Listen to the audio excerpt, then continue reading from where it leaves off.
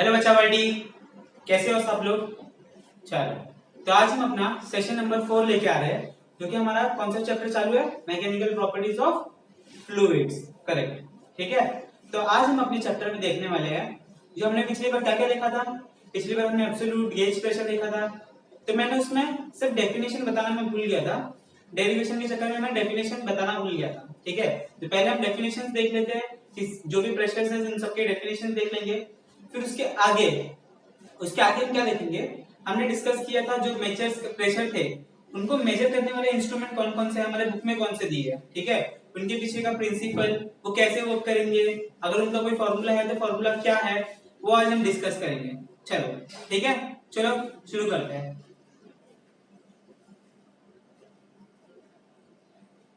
तो सबसे पहला हमारा डेफिनेशन क्या है, सबसे पहला डेफिनेशन है हमारा एटमॉस्फेरिक प्रेशर, ठीक है।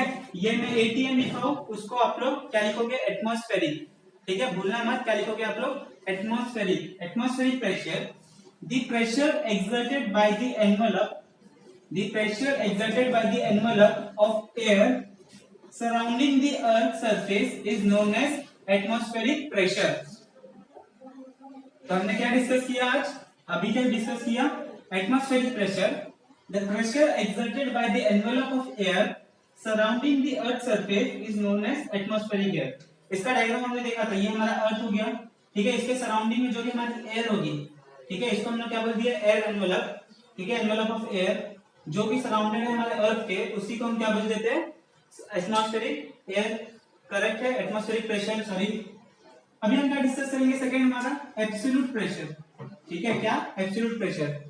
तो the pressure which is measured with reference to absolute vacuum pressure is known as absolute pressure.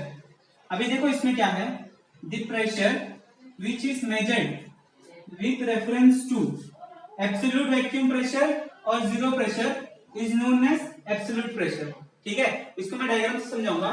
मतलब हमारी एक रेफरेंस लेवल होगी और उस रेफरेंस लेवल से ऊपर जो भी हमारा प्रेशर होगा उसको हम क्या बोलेंगे, एब्सोल्यूट प्रेशर बोलेंगे, ठीक है। तो हमारा ये एब्सोल्यूट प्रेशर भी हो गया। अभी हमारा आ जाएगा गेज प्रेशर। तो गेज प्रेशर क्या दिया है हमें, the difference between absolute pressure and the atmospheric pressure is called as gauge pressure. हमने पिछली बार भी देखा था, the difference between absolute pressure and atmospheric pressure is nothing but हमारा गेज प्रेशर। ये फॉर्मूला हमने डिराइव किया है, आप लोग पिछला वीडियो देख लो तो आपको ये फॉर्मूला पता चल जाएगा। हमने ये फॉर्मूला कैलकुलेट किया था, ठीक है। Where P is the absolute pressure, T naught is the atmospheric pressure, H is the height, rho is the density of the fluid, G is the acceleration due to gravity. तो ये हमारा gauge pressure का formula, ठीक है। तो क्या आ गया, difference बोला है मतलब नेगेटिव साइन आएगी, ठीक है। सम बोलते तो एडिशन साइन आ जाती, इसलिए मैंने डायरेक्ट लिख दिया P minus P not.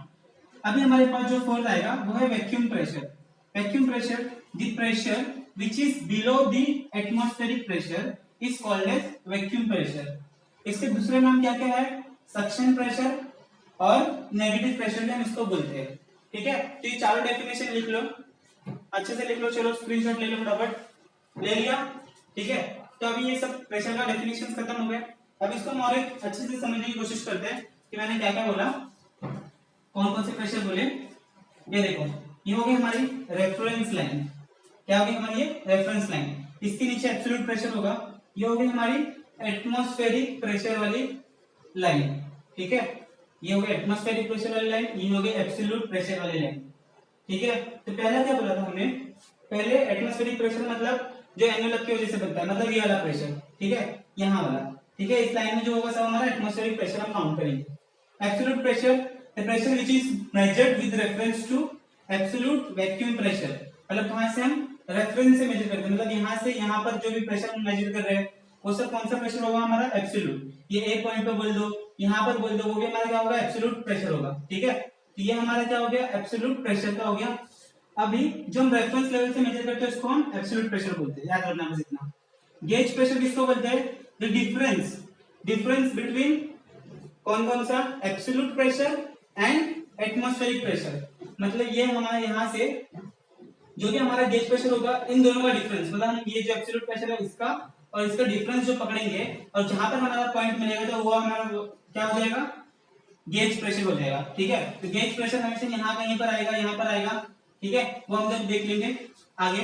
Vacuum pressure, the pressure which is below, which is measured, where it is measured, कहां पर मेजर होता है, एटमॉस्फेरिक नीचे, एटमॉस्फेरिक प्रेशर के नीचे साइड, नेगेटिव प्रेशर जिसको हम बोलते हैं। तो एटमॉस्फेरिक प्रेशर से नीचे वाले लेवल पे अगर हम लोगों ने प्रेशर मेजर किया तो वो कौन सा प्रेशर होगा, हमारा वैक्यूम प्रेशर होगा। समझ में आ रहा है मैं क्या बोल रहा हूँ, ये सिर्फ एक ग्राफ टाइप का है आपके समझने के लिए।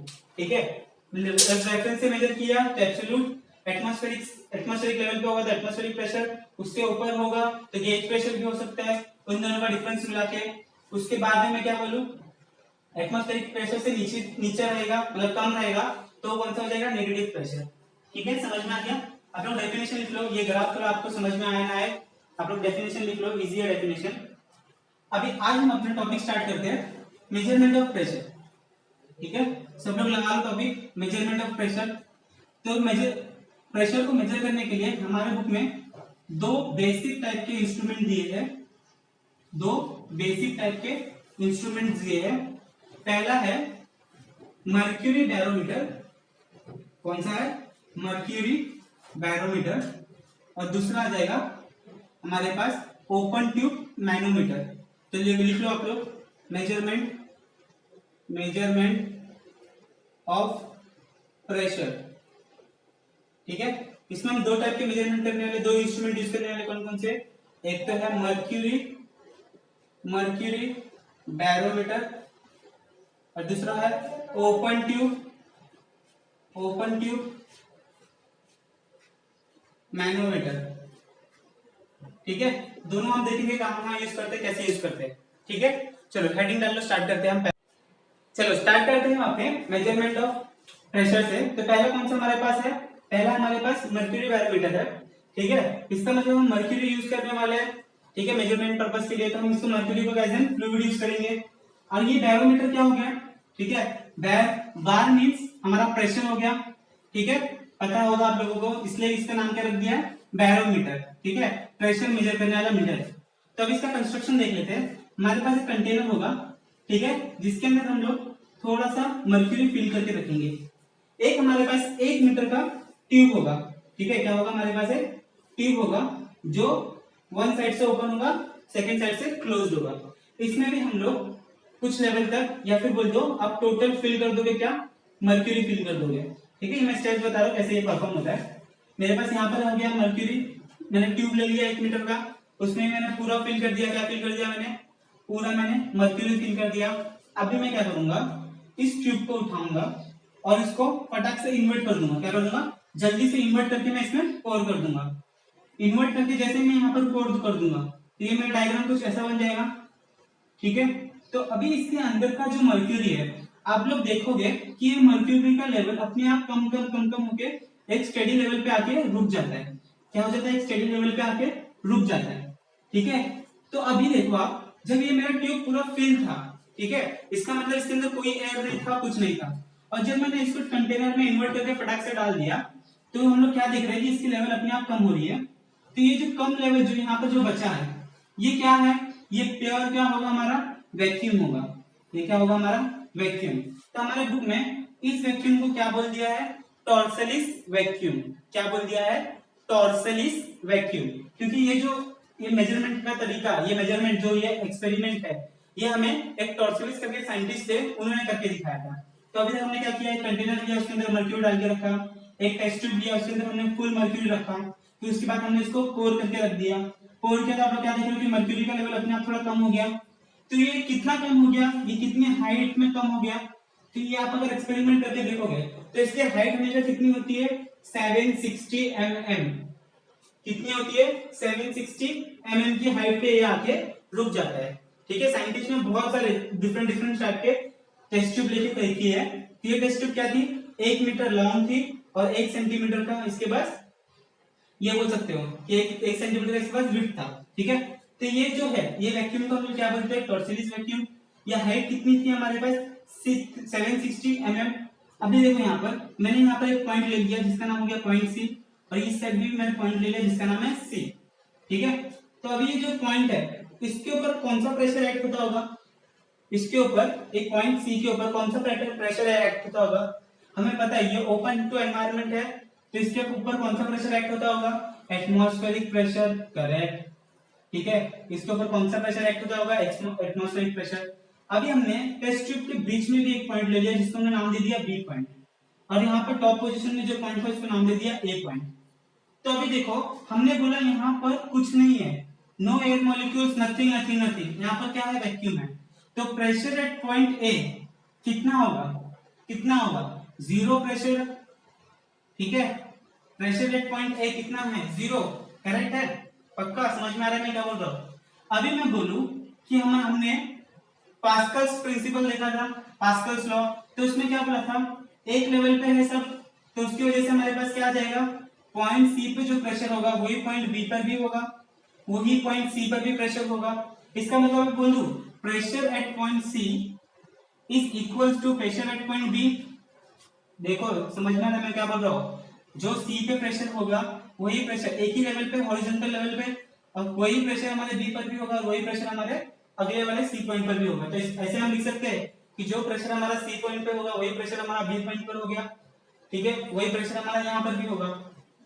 तो अभी अभी हमें क्या करना है, कंसीडर करना है, कंसीडर क्या करना है, हमें सिर्फ इमेजिन करना है कि ये जो ट्यूब है, ठीक है, ये किसी फ्लूइड में डिप्ट है, और हमने एक डेरिवेशन किया था कि हमने किसी भी फ्लूइड में एक ऑब्जेक्ट एच हाइट में हमने नीचे डेप्थ में मेजर किया था प्रेशर कितना आता है, एच हाइट पे प्रेशर हमने मेजर किया था कि कितना आता है। तो उसके लिए हमने क्या किया था, हमारे पास एक फॉर्मूला आया था, पिछला वीडियो देख लेना अच्छे से आपको समझ जाएगा। मैंने क्या बोला, एक डेप्थ पे हमें एच डेप्थ पे हमें देखना है कि प्रेशर कितना होगा। ठीक है, डेप्थ एच पे हमें देखना है प्रेशर कितना होगा।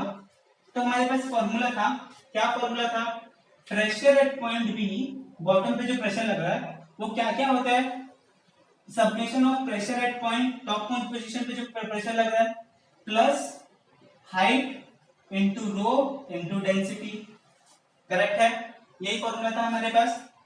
अभी यहाँ तो हमें पता है कि पी की वैल्यू कितनी है, जीरो है, तो हमारे पास प्रेशर एट पॉइंट बी कितनी आ जाएगा, जीरो प्लस एच रो जी। हमारे पास फॉर्मूला क्या गया, हमारे पास फॉर्मूला गया एच रो जी।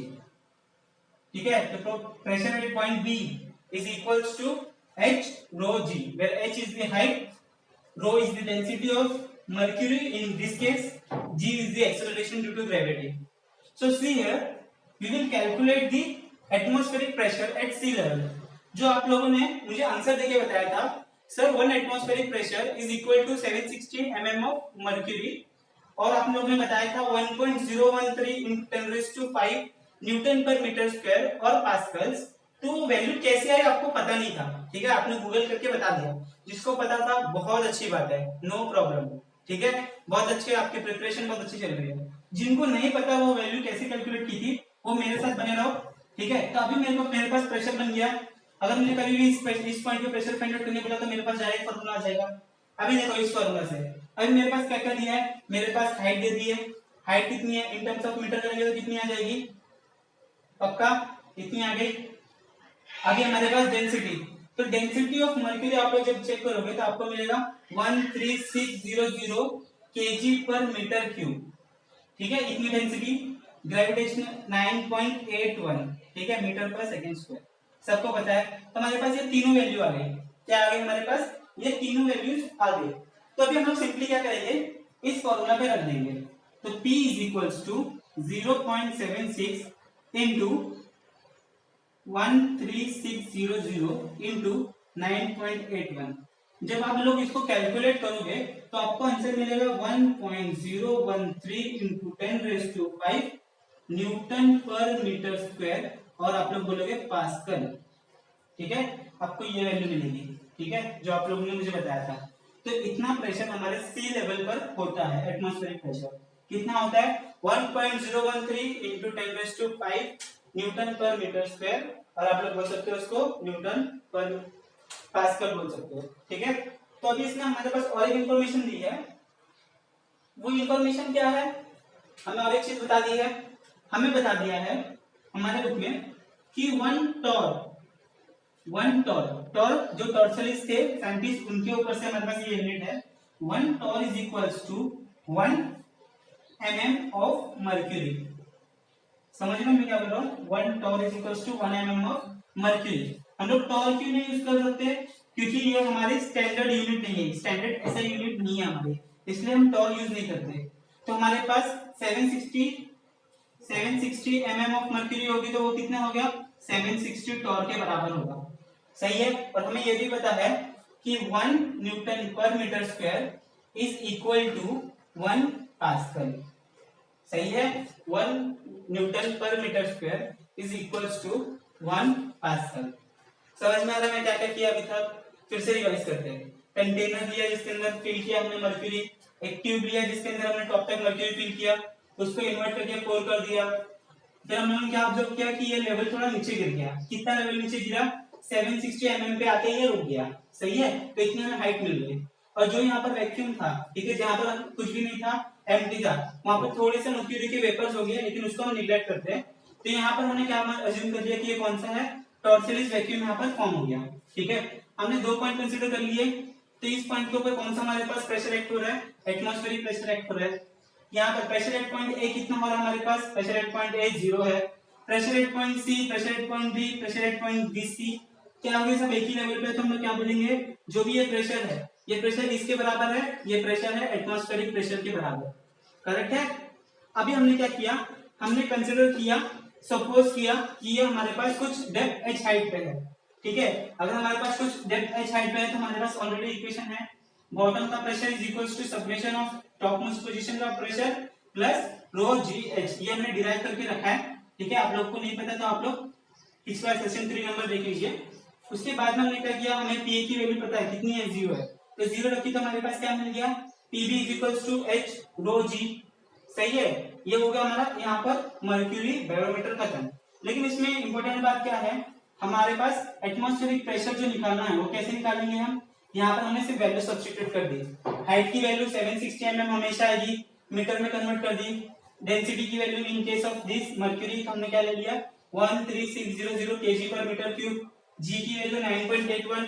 ये सब वैल्यू अगर हमने यहाँ पर सब्स्टिट्यूट कर दी तो हमें प्रेशर कितना मिल जाएगा, 1.013 into 10⁵ पास्कल। और हमें एडिशनल इंफॉर्मेशन क्या दी है, हमें एडिशनल इंफॉर्मेशन दी है कि 1 torr is equals to 1 mm of mercury. Correct. और हमें क्या पता चला, 1 newton per metre square is equals to 1 pascal. ठीक है। तो ये हमारा यहाँ पर फर्स्ट इंस्ट्रूमेंट खत्म होता है। मैं बताना भूल गया कि ये इंस्ट्रूमेंट कहाँ पर यूज करते हैं, क्या यूज करते हैं इसका, mercury barometer. This instrument is used to measure the pressure of atmospheric pressure. सुन लो अच्छे से, ये इंस्ट्रूमेंट हम क्यों यूज करते हैं, एटमॉस्फेरिक प्रेशर को मेजर करने के लिए। किस लिए यूज करते हैं हम, एटमॉस्फेरिक प्रेशर को मेजर करने के लिए।